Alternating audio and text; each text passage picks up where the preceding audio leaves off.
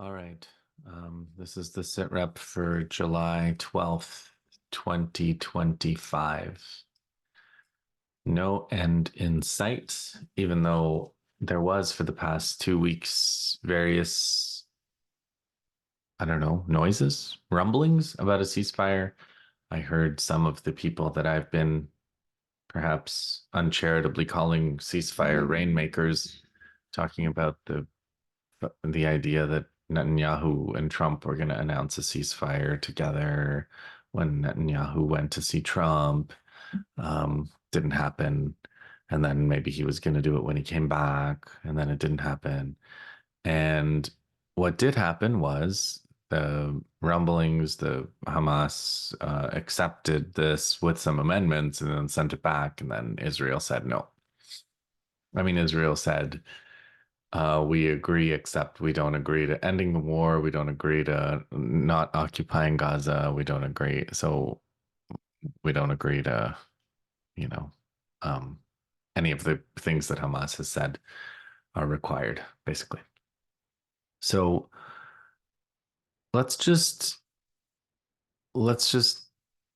for analytic purposes, to help ourselves understand the difference between a real and a fake ceasefire noise, you can just use this filter. Okay, when you see two parties to a negotiation, and this is probably the only negotiation any of us are going to be watching for a while, but this does apply outside of this context, and one of those parties says, yes, we agree, however, we're adding these impossible conditions that we didn't agree to already. Uh, that just means we don't have a deal. It means we're going back to war. So all of Netanyahu said, we agree, except we want the war to continue. We are not going to withdraw, and we're not going to give aid, and we're not going to allow aid in, and we're going to continue starvation and genocide, whatever. So you can just simply translate that as the war is going to continue. That's it. And that's the simple translation. And you can, every time Netanyahu does this from now on, or whoever succeeds Netanyahu, because even if Netanyahu is not in place, whoever is in place is going to be the same or worse. I saw a poll, you probably saw the poll, about 82% of Israelis believe there are no innocents in Gaza. It's a good one. And it's something like 50-50 in the Jewish community in Canada, to who believe that,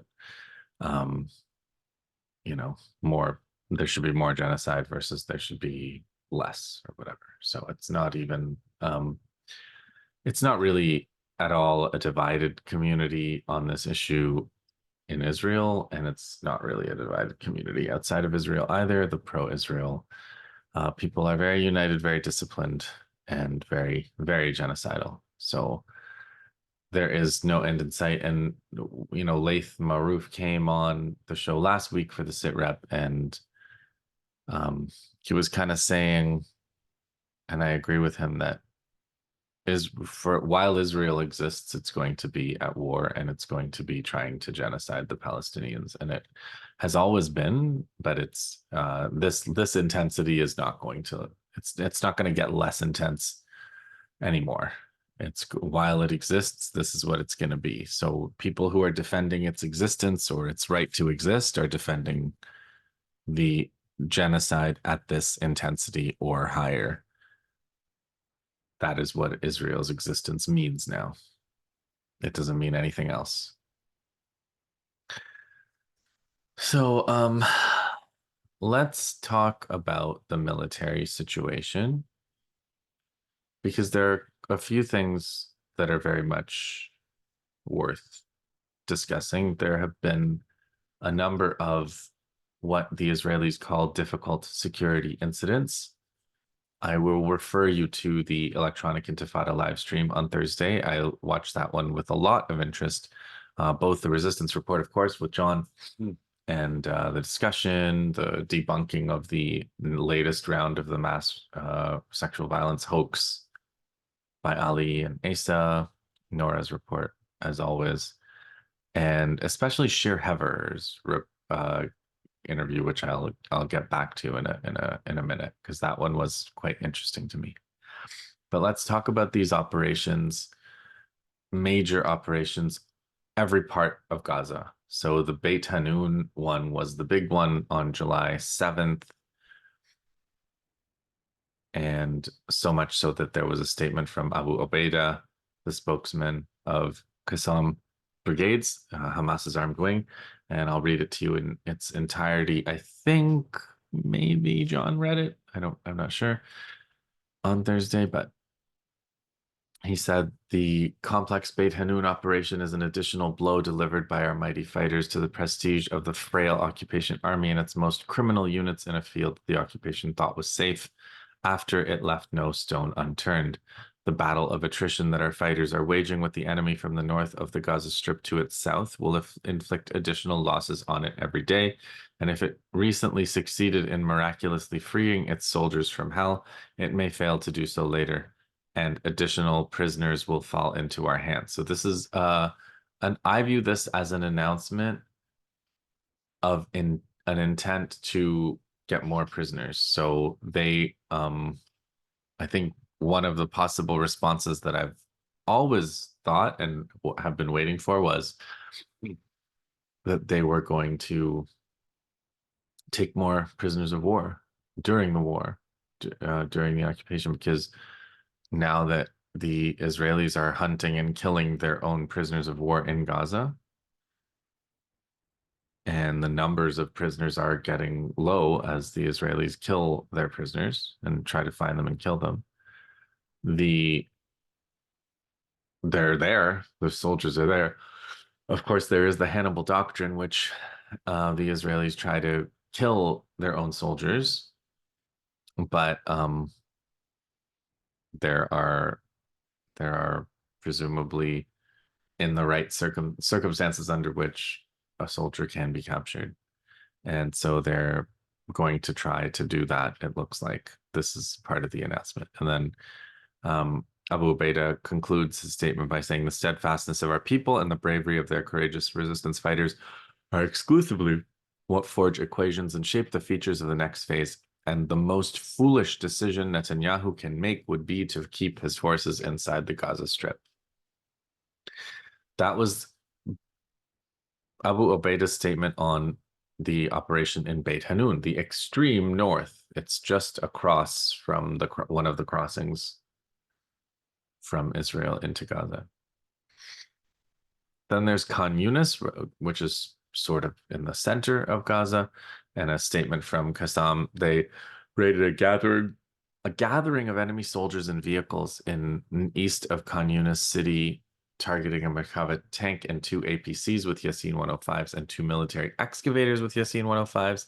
Then advanced towards the enemy soldiers and engaged them with light weapons and tried to capture one of the soldiers. There's video of this, but field conditions did not allow it, so they eliminated him and seized his weapon. Our fighters observed the landing of helicopter aircraft for evacuation. But the really interesting one, again, something I've been waiting or watching for, is a report from Shujaiya, which is a neighborhood of Gaza City, a little bit earlier than both Beit Hanun and Khan Yunis operations. And they said, the field report said, the enemy soldiers, so the Palestinian resistance fighters are reporting the enemy soldiers, meaning the Israelis, lacked the ability to take initiative or respond. They resorted only to fleeing and screaming and barely fired a shot at our fighters. So this is, and it's probably true. I mean, I haven't seen this kind of report before, except on October 7th itself. The Palestinian resistance did say that this happened on October 7th, but fleeing and screaming is pretty serious. It's a pretty serious breakdown of morale.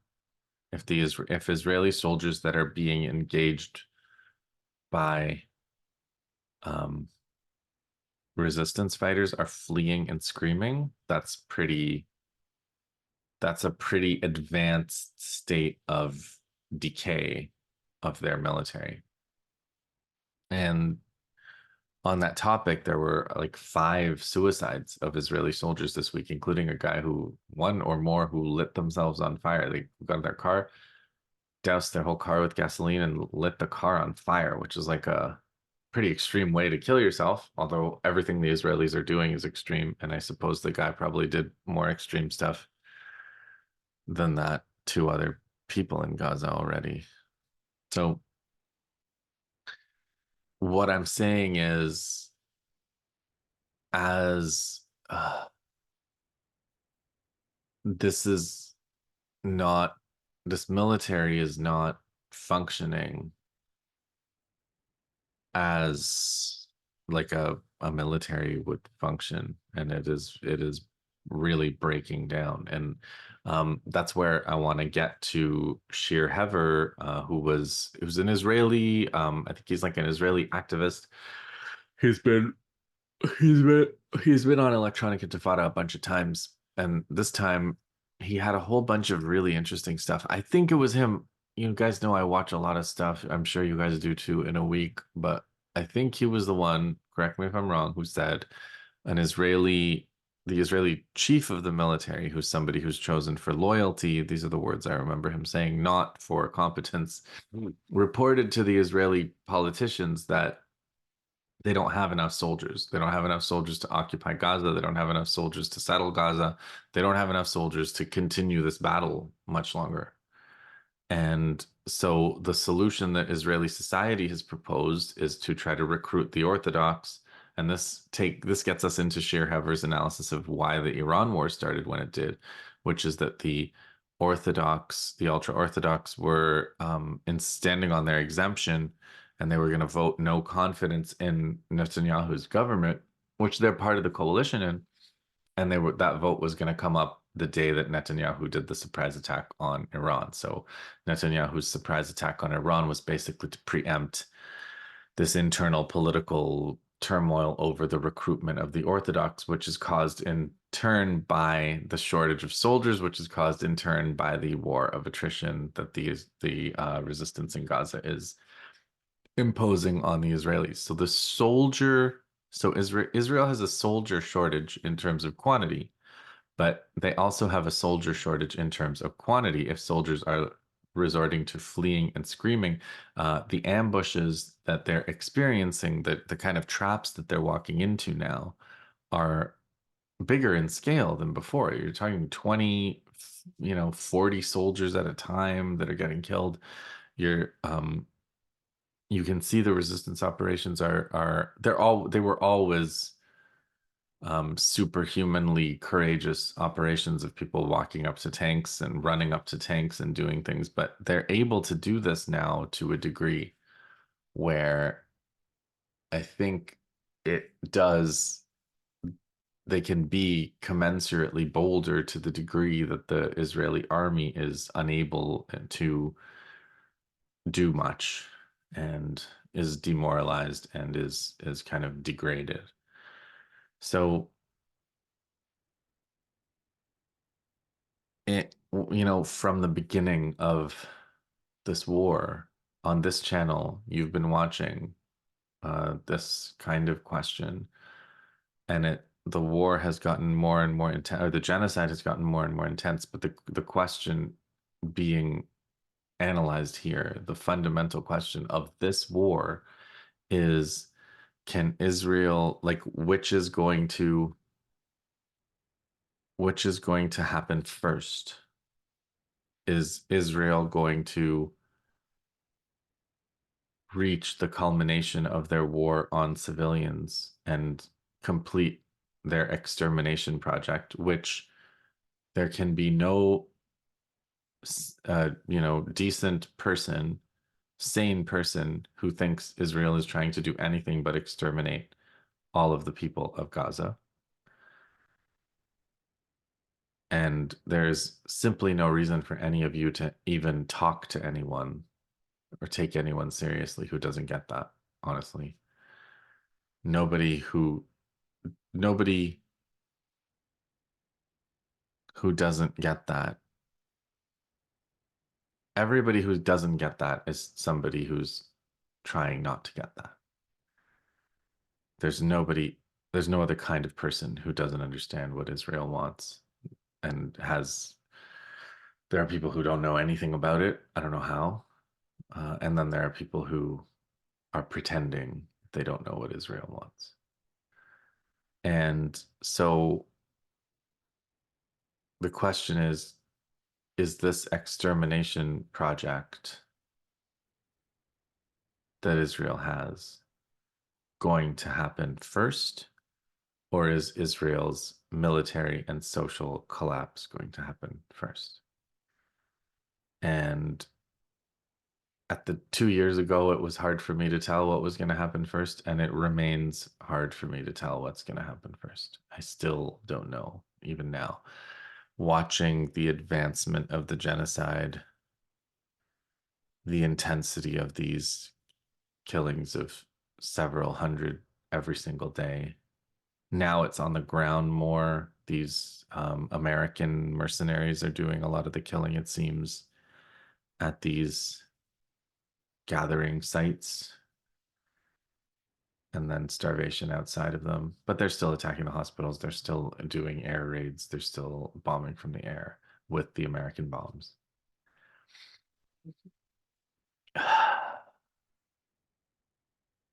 But I believe the reason you heard the rumblings about a ceasefire this week and a half is because the Israeli army wants a ceasefire.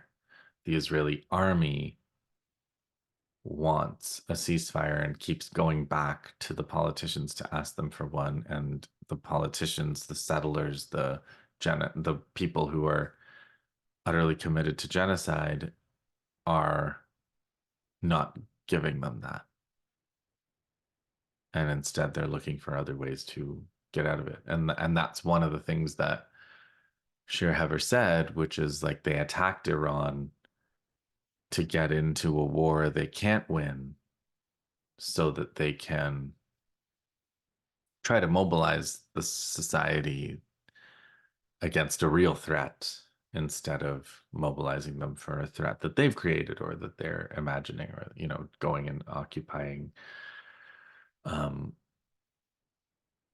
people who don't have an arms industry other than one that's under completely in tunnels or in Gaza, or what they tiny weapons they can smuggle or capture from their enemies. So that's that. So that dilemma, or not that dilemma, but that kind of race against time. I wish I could tell you which one's going to happen first, but this is what the whole world has been condemned to rather helplessly.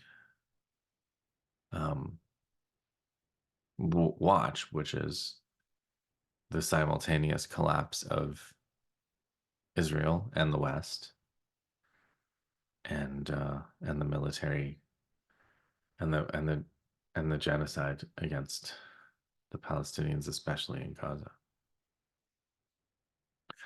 Um, I guess I want to make a little bit of a comment on Alon Mizrahi's two-part video. I never miss Alon Mizrahi. I watch as much of the videos as I can. I check his Twitter all the time. I think he's very insightful. His predictions, not always on point, but predicting is hard. Um, and um, but I just wanted to kind of go through his analysis of how he kind of sees Israel ending. So he says Israel's going to attack Iran again. It's inevitable. Iran's going to do more damage to the Israelis, so much so that it'll open up possibilities for Palestinians to move forward in the West Bank and make gains, and for Hezbollah even to make gains against territorial gains against the Israeli army, because the Israeli army is going to be so badly damaged by the Iranian retaliation for the war, which is inevitable. So this is all I think it's possible, but I also think it's very possible that Iran is that Israel's not going to attack Iran. And part of the reason I had Lath on last week was because I think it's more likely that Israel's going to attack Lebanon next, and more to the point, they're going to get Turkey through Syria or whatever you want to call the Jolani Turkish operation in Syria. They're going to get Syria to invade Lebanon. And so Syria is going to invade Lebanon at the same time as the Israeli army. Um, the Israeli army may try to be like the Air Force for um, the Syrian military. So um, that I think is the next front. I think Israel has bombed Yemen this week. They bombed Hodeidah a whole bunch of times after Yemen hit the Israeli airport. And Yemen actually reported that their air defenses repelled some of the Israeli attackers. So now, if Yemen's air defense can repel attackers now, and they have done, and Iran's air defense, people, Israel never had dominance over Iran's skies. Okay,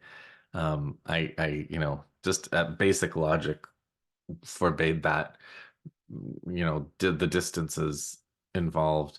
But a lot of the spectacular strikes, as I'm sure you guys know by now, were done from infiltration on the ground, intelligence networks built up over years, traders, etc. And that is a lot of those networks have been rolled up. Some of them presumably remain. You can't catch 100% of that in a country of 90 million of that size. But that kind of surprise, it's going to take a long time for Israel to try to do a big, surprise attack like they did on June 13th, or I think it was June 13th, or the pager attack that they did in Lebanon. Those things take a long time to put in place. Their deception, assassination operations, they use relatively low tech. I've mentioned this before. And they're followed up often by some kind of lightning raid or attack. But if the initial thing doesn't create the shock and psychological collapse that it's supposed to, which it didn't do in either Iran or Lebanon, then the follow-up war doesn't end up having the success that Israel is looking for. So then they end up celebrating the initial terrorist attack in terms of like, wow, we sure achieved surprise and we sure killed a lot of important people. And sure, that is undeniable. Um, However, the goal of those operations is to induce a kind of psychological collapse, which then enables you to take over the country or change the regime or remove, um, in this case, Hezbollah, a resistance group, and none of those things have happened. So I think there's a good chance Israel will avoid a war with Iran for a good while. They now have a kind of a cat's paw in Syria that they could never dream of, and they have a whole um, scenario that they're unfolding there, a whole genocide they're unfolding there against minorities, a whole possibility of invading Lebanon, and other kinds of attacks on the neighboring countries, tormenting Palestinian refugees there. There's a whole bunch of things now that they can do that they have Syria, and they're doing them all at once. So, um, all of which is to say, if that if the idea is if Alon's idea is dependent on Israel attacking Iran again, we may not see that happen that way. On the other hand, this situation between the Israeli army, and the resistance in Gaza in spite of all of the genocide that's happening, it is not going Israel's way. And so it's totally unclear how that's going to unfold or whether Israel is going to be able to pull a victory out of this. Just on the Gaza front alone. And that Gaza front is not the only front. So I mentioned Yemen and the air defense battle. And after the air defense battle, after Yemen repelled that aerial attack from Israel, Yemen, I suspect with their new confidence, went and sunk two large carrier vessels that were both, I believe, affiliated with Israel. So they weren't necessarily even going to Israel. They may have been going to Israel, but they sunk two of these, the Magic Seas and the Eternity Sea. And one of the leaders, Nasr al-Din Amr of Ansar Allah, said Gaza is not alone and Yemen does not sleep on oppression. And they've been hitting Israel again since then.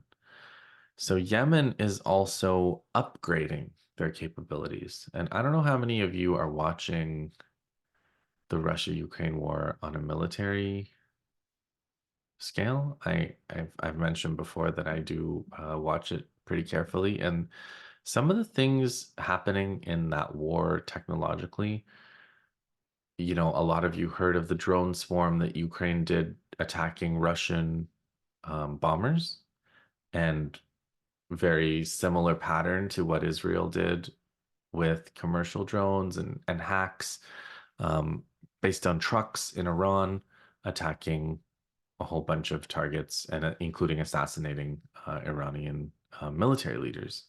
Very similar pattern to what the Ukrainians did. But there are also things the Russians have been doing. The Russians have a drone that has a relatively small payload, not that much bigger than one of the Gaza rockets, like a 3.5 kilo payload, but they're launching 5, 6, 700 of these in swarms at a time. And it's wrecking absolute havoc on the military formations in Ukraine. And this is obviously Russian military industrial capacities that are being utilized here. But the fact that each drone is small, and we're talking about things like sophisticated software and and optics and and um, and then a relatively small payload, it does seem to me that armies like Hezbollah or even Hamas might be able to do this. Maybe not swarms of 500, but maybe. So I wouldn't be surprised if you start to see in the coming years drone swarms not just used against the resistance, but by the resistance. I think this is where warfare is going. And we've seen a lot of the resistance in Gaza commandeering Israeli drones, surveillance drones, and capturing them and showing them off. So I don't know, watch that, because I could imagine that happening in the future. Um, there's there's also the Lebanon front. So I just want to return to that because Naim Qassem, the Secretary General of Hezbollah, he gave a speech, not a speech, he gave an interview to Al Mayadeen this week. I think it was July 8th. And there was some really important stuff. It was a really frank admission of what happened with the pager attack and with the assassination of Nasrallah. And some of the things that he said there, he basically said Hezbollah was not infiltrated on a human level. There was no spies inside Hezbollah, but they did not catch the explosives in the pagers despite the testing. The Israelis managed to get the explosives into the pagers in a way that the counterintelligence or whatever couldn't detect. Number one. Two, they they were unable, they underestimated, I guess, the extent to which their hard phone line network was infiltrated by the Israelis, and the amount of data the Israelis were able to gather through all these electronic means and putting together these pictures of Hezbollah and mapping them using all of this. And people wrote about this at the time. I reported it here that the fact that Hezbollah felt like they had to intervene in Syria basically exposed a lot of their assets, their key assets, to this kind of surveillance, which then continued into Lebanon over the years. So Naim Qassem also mentioned the support front. He said, the support front was, he thinks it was justified rather than going all the way to war. And rather than choosing not to support Gaza whatsoever.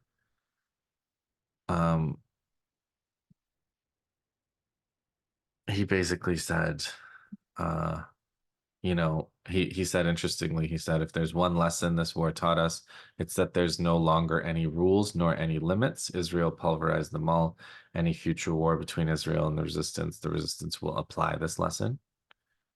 So I think you could see that from the way Nasrallah was talking about how the deterrence equation, and I think that was the great Israeli innovation of all of this war to 2 years now, is successfully removing all rules of engagement, all ethics, all values, all humanity from any of these interactions. And at some point, Israel's enemies are going to catch up to that. And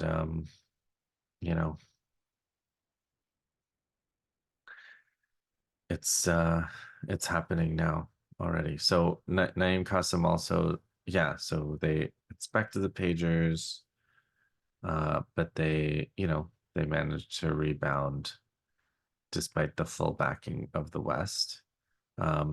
He said they're not going to surrender, and he had a really he talked about how him and Nasrallah would spontaneously say "I love you" to each other, which is apparently like a religious obligation. Which you guys, I think you guys should do that too. You guys should tell somebody in your life you love them, because life is short. But he, in terms of military affairs, he also mentioned two important things. One of them was they said, the interviewer said, I appreciate that you're speaking so frankly, but like, how you were like, how have you even recovered? Are you recovering from the pager attack? That's so devastating. And Naim Qassem was like, yeah, it was devastating.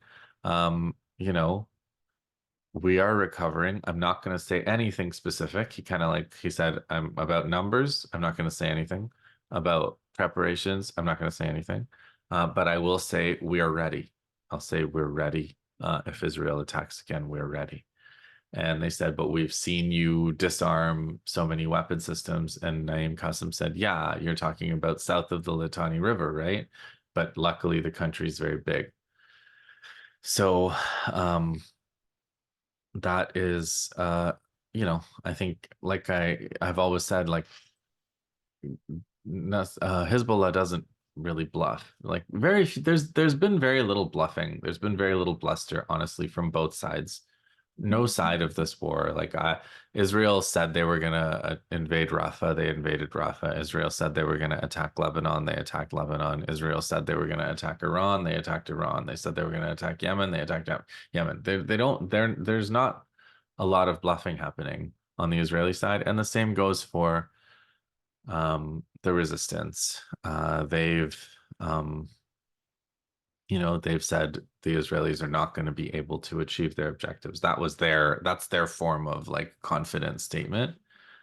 And they've fought. And so when Naim Qassem says we're ready, we're preparing to defend Lebanon, and and if war comes, we'll be ready. I don't think that's bluster. Let me see if there's anything else worth mentioning.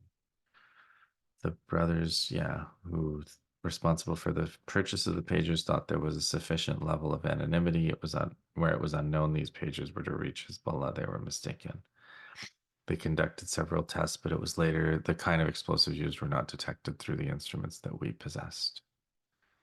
That's what happened. Is Hezbollah still strong and capable?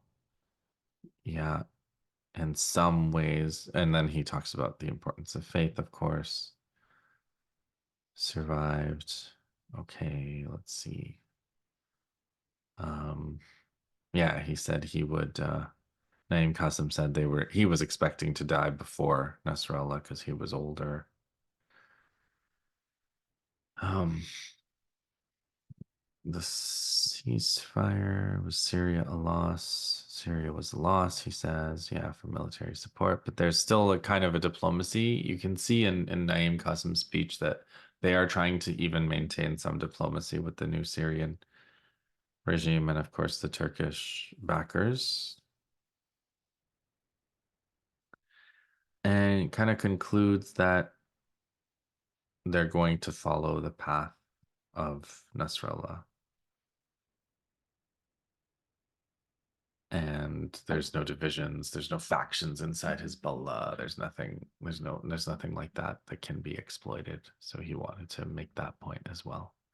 Naim Qassem said, weapons are not the reason Hezbollah remains. They're the reason Lebanon remains strong, and we will not allow Lebanon to be weak. So this is the kind of, I guess this is the front that I see opening now. So shall we review? To review, the resistance has had a week of major operations and major successes against the Israeli army inside Gaza. The Israeli army is showing advanced signs of decay and collapse and demoralization, including trying to get a ceasefire out of their political echelon, which they're not getting. The political echelon is refusing. The genocide in Gaza is advancing beyond anything imaginable or tolerable by humanity, and it just keeps getting worse. Um, I think the next likely thing to happen is, well, I'll actually finish that. Yemen is also advancing in their capabilities and imposing more and more costs on Israel. The possibility of Israel returning to some form of normalcy after this is over is almost impossible to imagine. So that's why, for that reason, it appears like this is just going to continue. And that's why I keep saying starting these videos with no end in sight. And then finally, the next thing that I think is going to happen, maybe between the next sit rep and this one, is the attack on Lebanon, which would be two-pronged. It'll presumably be via Syria and via Israel.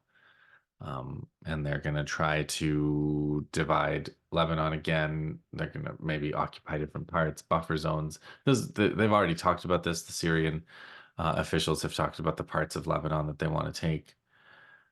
And Israel would presumably be their air force and provide all kinds of other services. The West will provide other kinds of services, and they'll try to create a more sectarian. They'll try to encourage the sectarian issues that have been extant in Lebanon since the civil war of the 70s, 80s, and the Israeli occupation. And that's, I think, what Lebanon is facing in the short term, as the war and genocide advance in Gaza and the West Bank. But who knows? Maybe they will attack Iran again, and maybe that'll start again. But that's not what I see happening in the next, in the short term. And uh, yeah, so nothing else to do except hang in there. You guys know Palestine Action is illegal now, so you can't say that you support Palestine Action if you're in the UK. Although people got arrested for saying that or wearing signs that said that today, all again. So people have been arrested for it, and they're getting arrested for it. But Palestine Action were trying to disrupt the logistics of weapons supply and provision from the West to Israel, so that Israel has a harder time committing genocide. And um, obviously, without saying something like, I support Palestine Action, it does seem to me to be the responsibility of people who are um, trying to stop genocide to uh, do those kinds of things that they did, um, to whatever extent they can, legally, um, of course, and non-violently, obviously, as well. So hang in there, guys, and yeah, do everything you can. Support the fundraisers, all of that, and the whatever activism is available to you that is within your means to do. And hang in there. I'll see you in the next one.